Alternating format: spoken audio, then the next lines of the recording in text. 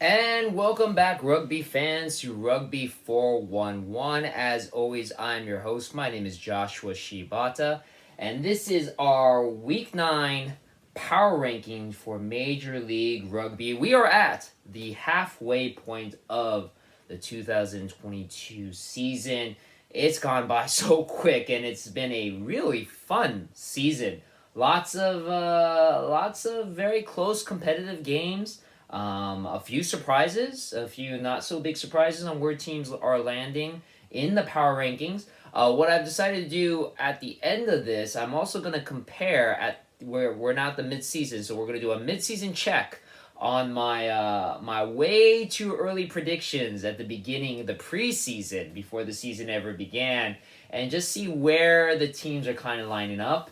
That should be a lot of fun. I haven't looked at those since now, so it'll be really interesting to see how good my picks were. Obviously, there are some teams I know I've been really surprised and way off on, and some of them that I was pretty sure they'd be where they are right now. So we'll see how it is right now at our mid-season checkpoint. But let's talk about Week 9 again. If you're new to these power rankings, these rankings are based purely on what happens on the pitch. Has nothing to do with records, where they are standing in the standings, but what they show on the field, who I feel is the best team right now in the league, the worst team. Things also playing the factors, including home field advantage, winning away from home, beating down on opponents who are not so high on the power rankings, winning against teams that are. So a lot of things kind of factor into this, and where I feel it makes a more accurate assessment of where the teams are, not necessarily where they are again in the standings. So let's start with our number 13 team, and again, a team that's no stranger to number 13. They actually were number 12 last week, but because of their beatdown this week in in LA at the world famous Coliseum, the number 13 team is once again the Dallas Jackals. 47 to 7. 47 to 7 was the final score. Saw the game live at the LA Coliseum. It's always a great day at the LA Coliseum.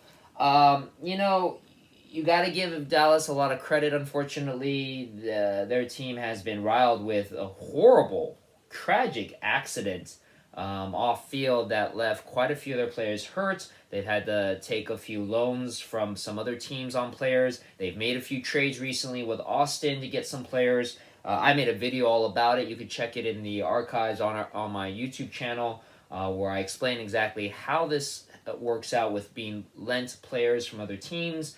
But again, when you're playing against a team as great as the reigning and defending LA Guiltinis, who will go a little bit more into detail when I get to them, they are starting to get their players back and healthy. So a team like Dallas, unfortunately, didn't really have a chance. So they are number 13. The biggest drop of this week is this team, who's also made the news recently. The Utah Warriors are your number 12 team this week, dropping down from number 9. Wow. They just did not look good in their game, unfortunately. And again, this was another game that was at home for the Utah Warriors.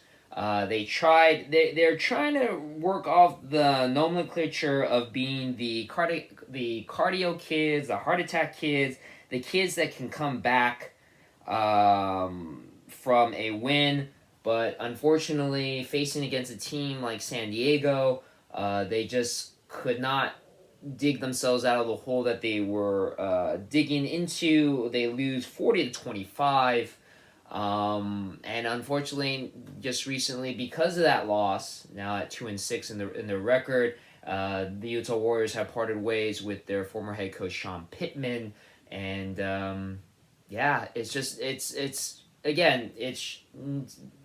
it's really puzzling what is going on with Utah.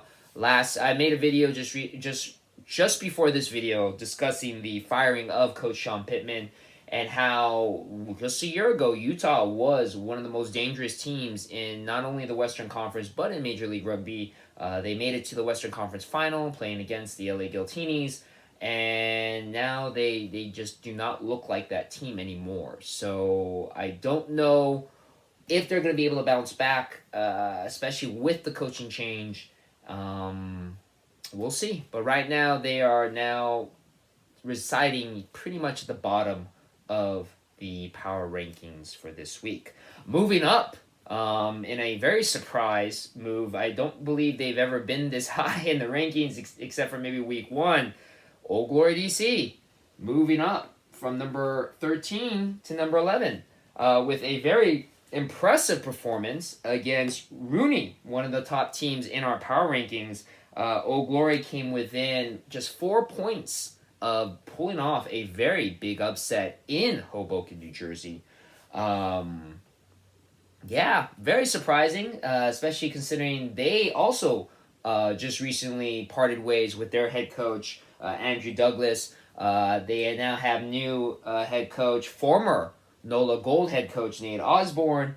Don't know if that kind of sparked a fire in them. Again, they're a very good team with a lot of talented players. I don't feel as much talent as other teams, but the fact that they have yet to win a game is really surprising.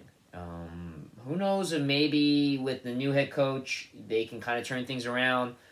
Maybe a little too late now at the halfway point of the season, but they definitely looked really, really impressive. Maybe this very close victory against Rooney might spark some fire in them.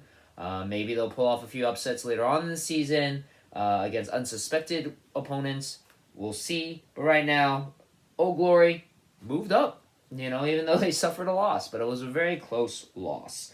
Number 10, staying in the number 10 position, Nola Gold.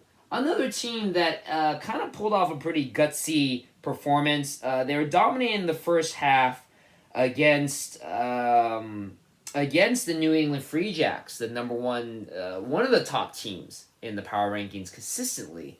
They were being dominated in the first half, and then all of a sudden Nola started coming back. They scored 3 straight tries in the second half, tied up the game, but just ended up losing 29-33. Again, a very gutsy performance against one of the top teams in Major League Rugby, the New England Free Jacks.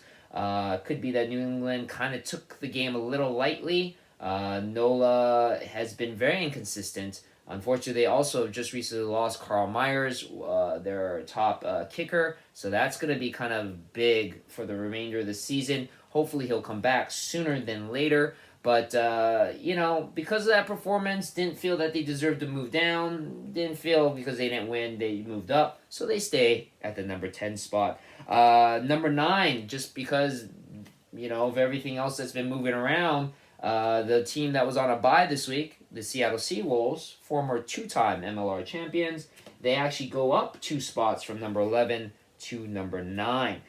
Moving on, team that's also been somewhat very inconsistent is the Houston SaberCats at number 8, dropping down 2 spots to number 6, losing in a match against in-state rivals, the Austin Gilgronis. This match was for the Texas Cup, also for the Texas competition or derby between Houston, Austin, and Dallas. Right now, Austin is running away with that competition. Houston pretty much dominated in that game, 43-5. Houston, especially after their shocking victory over the LA Guiltinis, have been very hot and cold, very inconsistent, and a lot of the games, unfortunately, they've kind of looked like this, losing. I mean, granted, again, Austin Gilgronis are one of the top teams in Major League Rugby, but just not an impressive performance by Houston. They will get a chance for a rematch against Austin later on in the season, but right now, just like with Utah, the 2 teams that I felt could do much better are really, really struggling so far at the halfway point of the season. Moving Moving up one spot from number 8 is San Diego Legion. They had a dominant win over Utah, as I mentioned before, 40-25. Definitely want to highlight a great performance by Joe Peterson, who scored 20 points, was 8 for 9 off of the tee. He is now the lead point scorer of the 2022 season in the MLR with 86 points. He just overtook Bodie Waka of New England. Great performance from him. Good performance from San Diego, but I didn't feel like they needed to make such a big jump because, again, Utah has not been looking very good at all. So I didn't feel San Diego warranted more than just the one jump up from number 8. Sliding up a spot is bouncing back from their upset loss of last week. Rooney with a win over Old Glory, though that one, was almost another upset for Rooney. Old Glory came within just 4 points of losing this game, 31-35.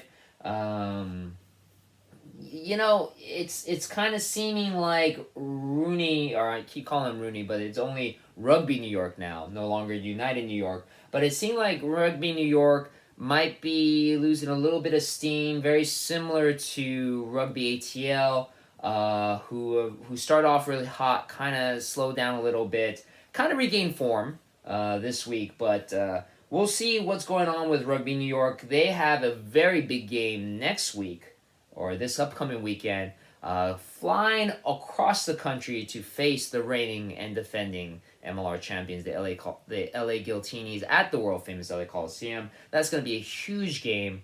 I'll talk about predictions with that in my next video, but the travel across the country, that's going to be real tough, and especially with this performance against Old Glory, things are not favoring Rugby New York right now, but we'll see. We shall see. And speaking of your reigning and defending MLR champions, number 5, the LA Guiltinis with a dominant win over the Dallas Jackals, 47-7. As I mentioned before, a lot of their injured players are starting to come back. We had the debut of former England Sevens captain Tom Mitchell making an appearance off of the bench. He almost scored a try, was just so close to making it, but it was a very, very good performance by him. He is coming off of what could have been a career-ending knee surgery, but he is now a Guiltini, and they're getting a lot of their players back, and they're looking like they're gaining form. They were struggling, the Guiltinis were struggling quite a bit at the beginning of the season, but now this is the 3rd win in a row. They are finding their form. Big test for them, as I mentioned before. They'll be facing off against East Coast rival Rugby New York. Granted, New York will have to fly over to LA. The last time that they faced off against each other last season, LA took the trip to New York, where they were manhandled by New York and suffered a loss, losing the Champagne Cup in its progress. This upcoming match is not for the Champagne Cup. I'll go a little bit more into details what that means.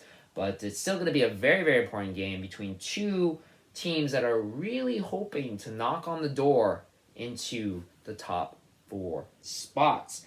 Moving on, we are going to now number 4, dropping down a spot after that amazing win over Rugby New York. The Toronto Arrows, unfortunately, could not repeat their performance. It was a very, very good game, though, against Rugby ATL. Just came up short. 20-14 was the score. Yeah, you got to give ATL you got to give Toronto a lot of credit. It was definitely a game that they wanted to win. The first time that they were back home in over 1,000 days. They were at the Lions Stadium, and they wanted to put on a performance for the crowd. Unfortunately, just came short to Rugby ATL. But because of such a good performance, I had them just slide down just one spot. They are going to be a team that I feel is the surprise for me of the season.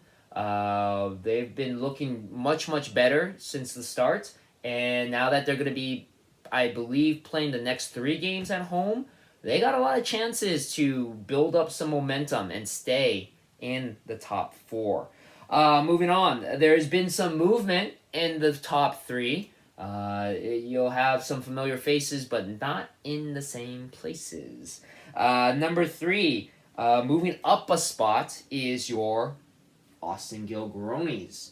Again, they manhandled the Houston SaberCats to maintain the Texas Cup, retain the Texas Cup. It was kind of a sloppy game at first, a lot of errors on both sides. It was very, very chippy, a lot of physical aggression and altercations against each other in this game, but in the end, Austin pulled off the win, dominating performance, 43-5, earned them the ability to jump up 1 spot. Now, this final 2, maybe a little bit of controversy among some people as to where I place the last 2 teams, but I just felt, again, this is all based on performance and who I felt looked like the number 1 team of the week.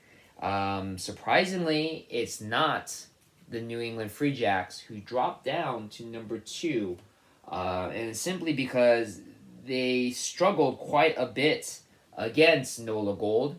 And honestly, they could have lost the game if it wasn't for the final try that was scored by Nola Gold, that was called back for a forward pass that really saved the Free Jacks in the last minutes of the game. Even though the Free Jacks won, and they won at home, I just felt that they did not look like the number 1 team, especially struggling with a team like NOLA. So I slid them down to 1 spot, meaning your new number 1 team for this week's Power Rankings, Rugby ATL, who looked good against the Toronto Arrows. It was a struggle for them as well, but considering they were facing against a team that matched up in the top 4, they were number 3 at the time, ATL was number 2 at the time, I felt the win warranted them to move up because they faced off against a much better opponent. Free Jacks, again, struggling with NOLA. The Guiltinis beating down on Dallas. Rugby New York almost losing Old Glory. Austin beating down on a team that is not looking so good in Houston. So again, your opponent kind of makes a difference in the power rankings as well. And so that's how we ended up with what we see here. So now, let's have some fun. I'm going to pull up my way too early predictions on where these teams will end up. Now, this is not where they're going to end up at this point in the season, where they will end up at the end of the season. But because we're at the mid-season points of 2022, I just wanted to see where these teams are ranked and, where can they end up near the end of the season. So, pulling up right now. Okay, so... some things look the same. Quite a few things do not. So, I have Dallas at number 13, and number 13 right now. NOLA at number 12. NOLA's number 10 currently. San Diego is number 11. They're at number 7, so they're up quite a bit. Again, the biggest surprise, the Toronto Arrows, who I felt would really struggle this season. At number 10, they're currently at number 4. Seattle's at number 9. They're number 9 right now. Houston is just 1 spot different. They're at number 8. I feel that seems pretty warranted. Old Glory. Wow. I thought Old Glory would do better. And I'm kind of surprised by that. Because honestly, I'm not surprised at how bad they're doing. But apparently, I thought they were going to do much better at number 8. They've been pretty much consistently at the bottom of the power rankings. ATL making the jump. Number 1, I have them at number 6 at the end of the season. Again, Utah. Really felt Utah would be closer to the top. But they are now really, really struggling. Rugby New York, have them number 4. They've again, the loss to Toronto was quite an upset. So they've slid down. They have the room and the ability to move up. Again, a win against the Guiltinis in LA will definitely get them into the top 4, unless the top 4 teams completely dominate their opponents. But that will definitely get them pushed up. New England, number 3, very close to number 2. Austin and New England actually flip-flop. And then, obviously I thought LA would be number 1. And they still have the ability to. Again, they're getting a lot of their players to come back. We're hoping that maybe Matt Gitto will come back sooner than later. So they're starting to find their form. And again, rugby is a game of attrition. It's a marathon, not a sprint. It's really about having the most capable players at the end of the season, not starting with them at the beginning of the season. You really want to see how many you can keep healthy and be able to play. So, it's an interesting little mishmash. Some teams I'm pretty accurate with. Some teams I'm really, really wrong with. But as always, it's fun to look at these power rankings. So, as always, let me know what you think in the comments below. If you feel that it's accurate, if it's not. But, yeah, this is where we are at the halfway point of the season. And as always, thank you very much for watching this video, and I'll see you on the pitch.